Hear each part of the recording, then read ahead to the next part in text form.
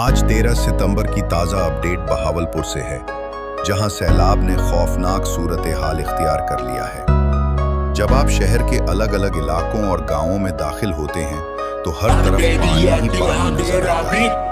कहीं गलियों में घुटनों तक पानी है, कहीं कमर तक और कहीं घरों की छत तक पानी उठाया है।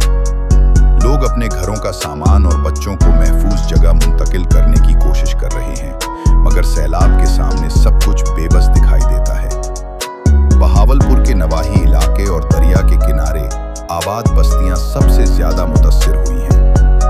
अहमदपुर शरीका, खड़ियांवाला, ऊंच शरीफ और चनी गोट के कई गांवों में पानी घरों के अंदर दाखिल हो गया है। खेत खलिहान, जहां कल तक हरियाली लहलहा रही थी, आज पानी के दरिया में डूबे हुए हैं।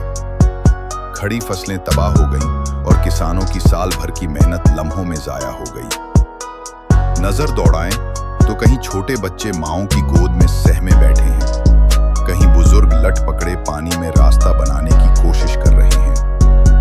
औरतें बच्चों के साथ महफूज जगह ढूंढती फिर रही हैं और नौजवान अपनी कश्तियों के जरिए दूसरों को बचाने में मसरूफ हैं।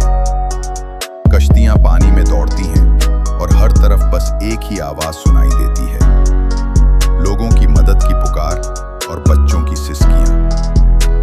ऊंच शरीफ की गलियां जो कल तक जिंदगी से भरी हुई थीं, आज सुनसान और पानी में डूबी नजर आती हैं। अहमदपुर शरीफ के स्कूल और मस्जिदें पानी के हिसार में आ गए हैं। देही इलाकों के लोग खुले आसमान तले बैठने पर मजबूर हैं। घरों के साथ साथ माल, मवेशी और अनाज सब कुछ पानी की नजर हो गया है। ये सैलाब सिर्फ पानी का तूफान नहीं, बल्कि एक कड़ी आजमाइश है बहावलपुर के अवाम के सब्र और हौसले की। रात के अंधेरों में लोग चिराग जलाकर रास्ता ढूंढते हैं और दिन के उजाले में बस एक ही मंजर है, डूबा हुआ शहर, डूबी हुई बस्तियां और बेबस इंसान। अल्लाह ताला से दुआ है कि वो बहावलपुर और उसके गर्दो नवाज के तमाम मुतस्सिरा लोगों की हिफाजत फरमाए और उनके लिए जल्द से जल्द इमदाद और राहत के दरवाजे खोलें।